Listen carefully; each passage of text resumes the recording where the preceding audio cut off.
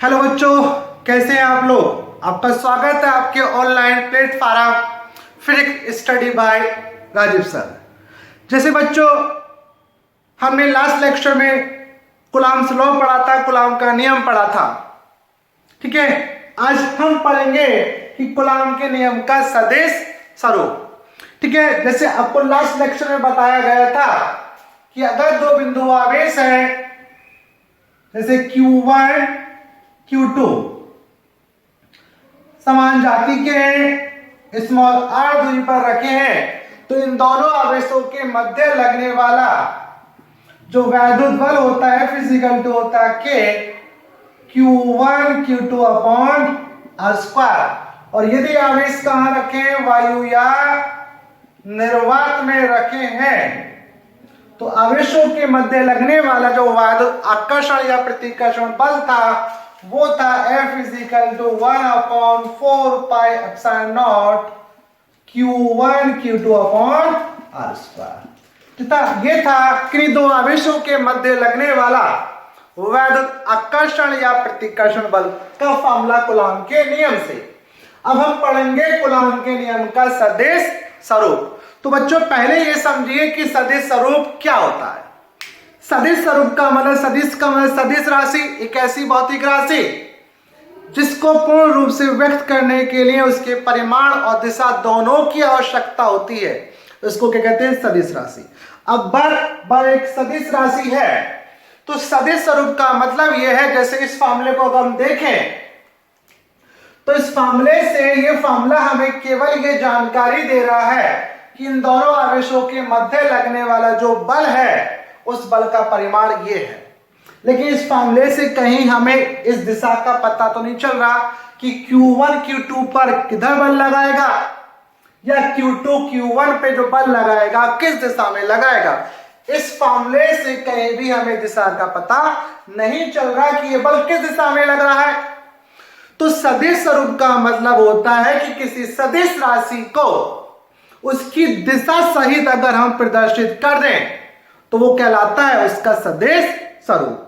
ठीक है, तो बच्चों देखते हैं इसका सदिश स्वरूप क्या होता है कूलॉम के नियम का। ठीक है, जैसे बच्चों हमने माना कि एक निर्देशांक ज्यामिति है, ये x अक्ष और ये y अक्ष, और यहां पर ये कोई दो बिंदु आवेश है, दो बिंदु आवेश है। एक आवेश है Q1 और एक आवेश है Q2। आवेश Q1 का स्थिति सदिश वेक्टर R1 और आवेश Q2 का स्थिति सदिश क्या वेक्टर R2 है। बच्चों आपने 11वीं क्लास में वेक्टर के बारे में पढ़ा होगा। स्थिति सदिश का मतलब क्या होता है कि वह वेक्टर, वह सदिश वेक्टर या वह वेक्टर जो किसी वस्तु या किसी कण की स्थिति को व्यक्त करता है कि वो किस जगह पर है, किस अक्ष पर है, किस अक्षों के मध्य कहां पे रखा है, उसको क्या कहते हैं, उस वस्तु का स्थिति सदिश कहते हैं, उसको व्यक्त करते हैं R से। तो हमने माना ये Q1 Q2 दो आवेश थे।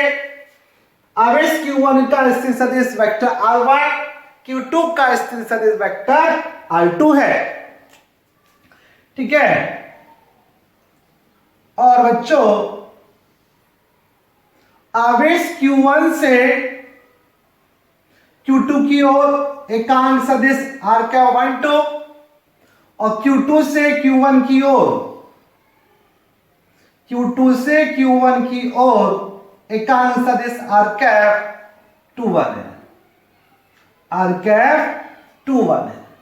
यानी हमने माना कि Q1 से Q2 की ओर एकांक सदिश R12, Q2 से Q1 की ओर एकांक सदिश R21।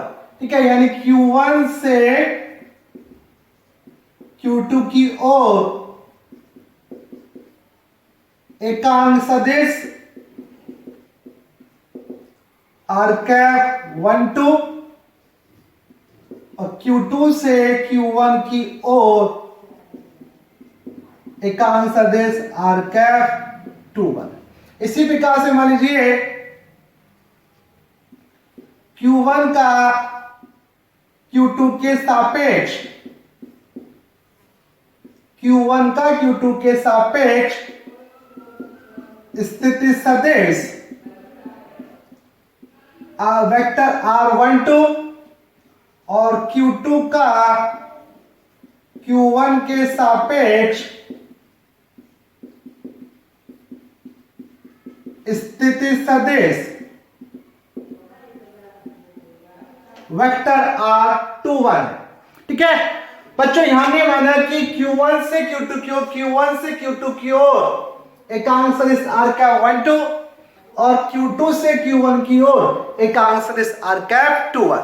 अब एकांक सदिश क्या होता है? एकांक सदिश कि वह सदिश, वह वेक्टर जिसका परिमाण, जिसका रिजल्टेंट 1 होता है, 1 होता है, उसको क्या कहते हैं? एकांक सदिश कहते हैं। और एकांक सदिश को किससे दिखाते हैं बच्चों? कैप से। और एकांक सदिश का जो उपयोग होता है, इसका उपयोग किया जाता है सदिश राशियों की दिशा को व्यक्त करने के लिए। अब देखिए बच्चों, ठीक है, अब बच्चों देखिए,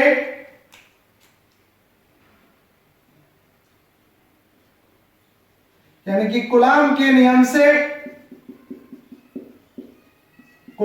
नियम से Q2 द्वारा Q1 पर आरोपित बल,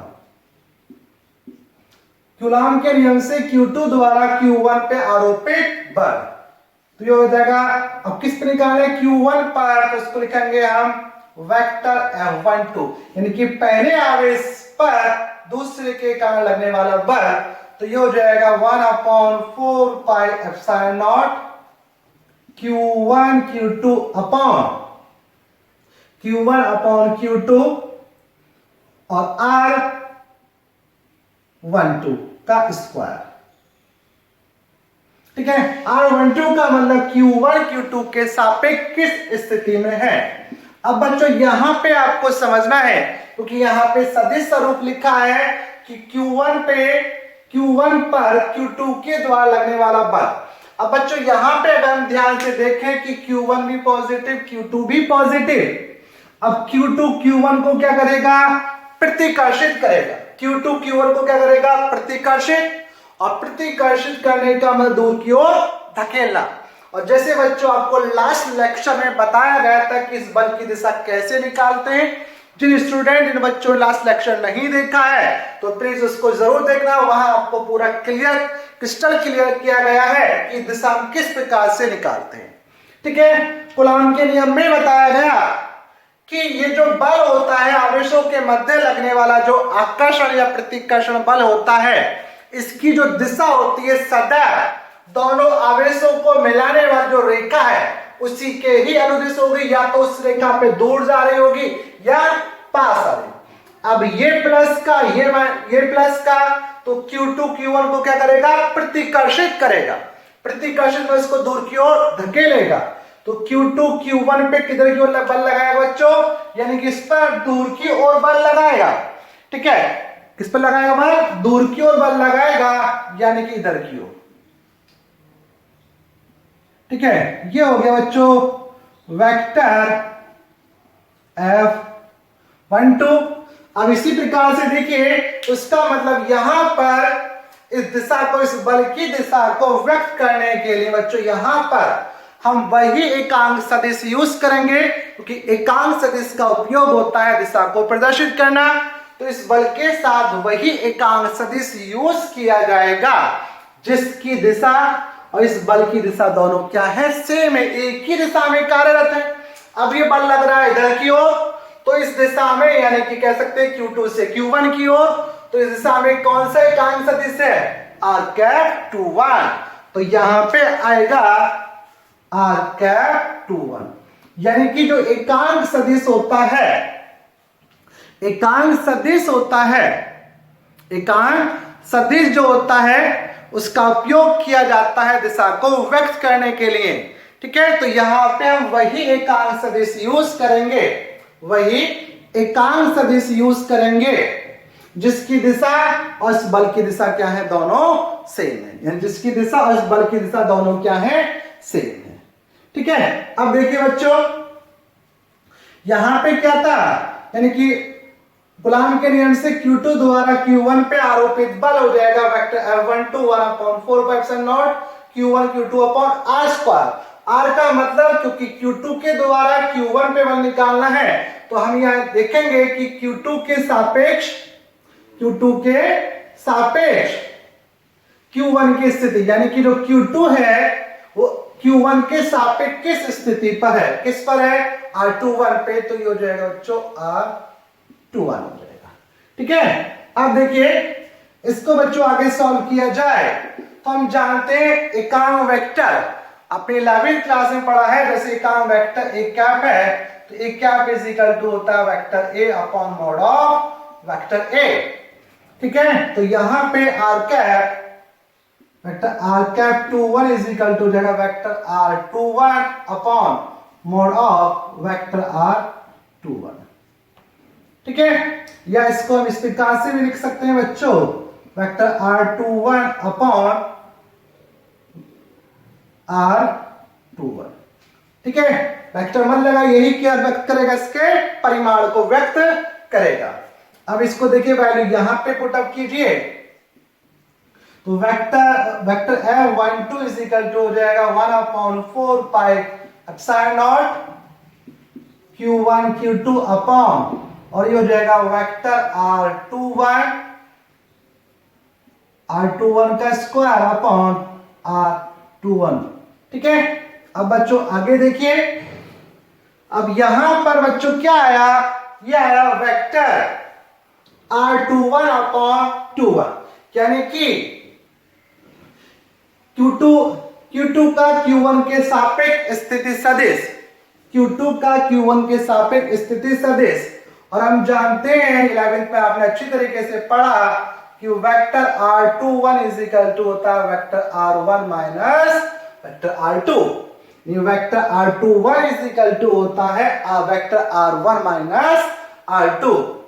ठीक है, vector R21 is equal to क्या होगा बच्चों, वेक्टर R1 माइनस R2। ठीक है, अब देखिए यहां पर इसको हल किया जाए तो vector F12 is equal to हो जाएगा 1/4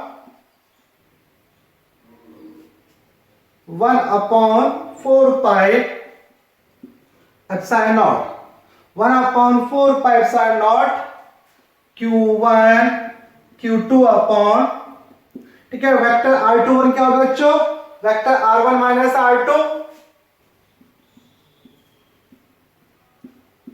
और upon vector R1 minus R2। ठीक, सेम ये हो गया R2 वेक्टर, ये था R2 माइनस R1, तो ये हो जाएगा R1 माइनस R2 का स्क्वायर, तो ये क्या हो जाएगा बच्चों, क्यूब हो जाएगा, तो vector F12 is equal to 1/4 pi epsilon naught Q1 Q2 upon क्या हुआ, R1 माइनस R2 का cube into vector R1 minus vector R2। Equation first. अब बच्चों इसी प्रकार से ये तो आया Q2 के कारण, यानी Q2 के कारण Q2 द्वारा Q1 पे आरोपित बल। अब इसी प्रकार से हम देखेंगे, ठीक है, इसी प्रकार हम लिख सकते हैं Q2 पर Q1 द्वारा आरोपित बल, इसी प्रकार Q2 पर Q1 द्वारा आरोपित बल, तो ये हो जाए। अब बच्चों देखिए इसी प्रकार हम देखेंगे, इसी प्रकार Q2 पर Q1 द्वारा आरोपित बल। अब किस पर, Q2 पर Q1 द्वारा आरोपित बल, तो ये हो जाएगा vector F21 is equal to 1/4 pi epsilon naught Q1 Q2 upon, अब यहाँ पे Q2 पर Q1 के द्वारा बल निकालना है तो हम ये देखेंगे Q2 Q1 से कितनी दूर पर है, यानी Q2 का स्थिति सदिश, यानी Q2 का Q1 के सापेक्ष स्थिति सदिश क्या है, किसका, Q2 का Q1 के सापेक्ष स्थिति सदिश क्या है। ठीक है, यानी Q2 का किसके सापेक्ष बच्चों, Q2 का Q1 के सापेक्ष स्थिति सदिश क्या है। तो यहां पे देखिए बच्चों, अब यहां पे क्योंकि हमें इसको सदिश स्वरूप में दिखाना है, अब यहां पे Q1 Q2 पर, क्योंकि ये भी धनात्मक ये भी धनात्मक, तो Q1 Q2 को क्या करेगा, प्रतिकर्षित करेगा अर्थात दूर की ओर धकेलेगा। तो इस पे बल लगाएगा, और बल की दिशा हमेशा कैसे दिखाते हैं, उसी लाइन के अनुदिश दिखाते हैं जो लाइन दोनों आवेशों को मिला रही है। तो यहां पे आ जाएगा वेक्टर F21 वेक्टर F21। अब यहां पे वही वेक्टर यूज करेंगे जिसकी, वही एकांक सदिश यूज करेंगे जिसकी दिशा और इस बल की दिशा दोनों सेम है। तो इस दिशा में कौन सा एकांक सदिश है, r12। तो बच्चों यहां पे आ जाएगा r12, ठीक है, यानी कि यहां पे आएगा Q1 Q2 के सापेक्ष स्थिति सदिश क्या है, यानी कि r12 का स्क्वायर। क्या आ जाएगा बच्चों, r12 का स्क्वायर। r12 का मतलब यानी कि Q1 का Q2 के सापेक्ष स्थिति सदिश जो है उसका परिमाण, यानी कि r12 का मतलब क्या बच्चों, यहाँ पे वेक्टर नहीं लगा है तो इसका मतलब यहाँ पे क्या है, परिमाण है। ठीक है, तो देखिए जैसे हमने यहाँ पे करा, क्योंकि r12 इज इक्वल टू हो जाएगा वेक्टर r12 अपॉन r12, ठीक है, तो ये वैल्यू यहां पे रखिए बच्चों, तो यह आ जाएगा vector F21 is equal to 1 upon 4 pi epsilon naught Q1 Q2 और वेक्टर R12 अपॉन R12, और ये हो गया R12 का स्क्वायर। अब चूंकि R12 का मतलब है Q1 का Q2 के सापेक्ष स्थिति सदिश, और स्थिति सदिश, ठीक है, vector R12 is equal to हो जाएगा vector R2 minus vector R1, क्योंकि दो वेक्टरों का जो स्थिति सदिश सापेक्ष स्थिति सदिश जो होता है उनकी स्थितियों के अंतर के बराबर। ठीक है, तो यहां पे रखिए बच्चों फॉर्मूला, तो vector F21 is equal to 1 upon 4 pi epsilon naught Q1 Q2, और ये आ गया बच्चों vector R2 minus vector R1, same यहां पर वेक्टर R2 माइनस R1 का स्क्वायर, और ये भी हो गया R2 माइनस R1 का स्क्वायर, सॉरी। ठीक है, तो ये vector F21 is equal to आया 1 upon 4 pi epsilon naught Q1 Q2 R2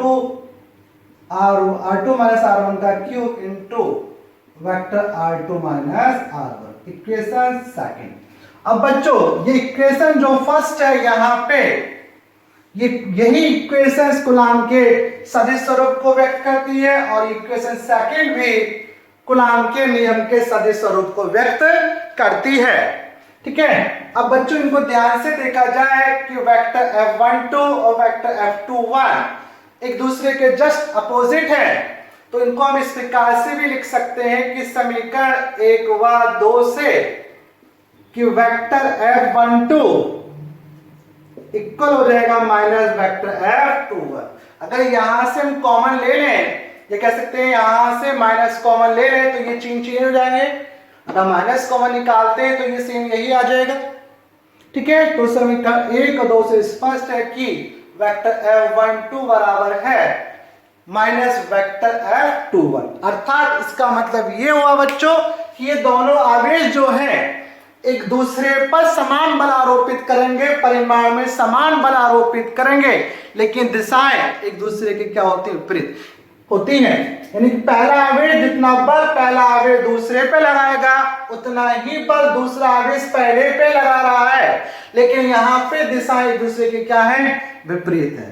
तो इससे हम ये स्पष्ट इससे निष्कर्ष निकालते हैं कि जो कूलाम का नियम है बच्चों, वो न्यूटन के क्रिया प्रतिक्रिया के नियम का भी पालन करता है। ठीक है, तो बच्चों ये हो गया कूलाम के नियम का सदिश स्वरूप। आई होप आपको बिल्कुल क्रिस्टल क्लियर हो गया होगा। ठीक है, तो बच्चों आज का लेक्चर यहीं पे समाप्त करते हैं। ठीक है, लेक्चर पसंद आया हो तो बच्चों लाइक के आइकन को प्रेस कर देना, और जिन बच्चों ने मेरे चैनल को सब्सक्राइब नहीं कर रखा है तो चैनल को सब्सक्राइब करना और अपने फ्रेंड के साथ अपने सभी ग्रुप में शेयर करना। थैंक यू, धन्यवाद।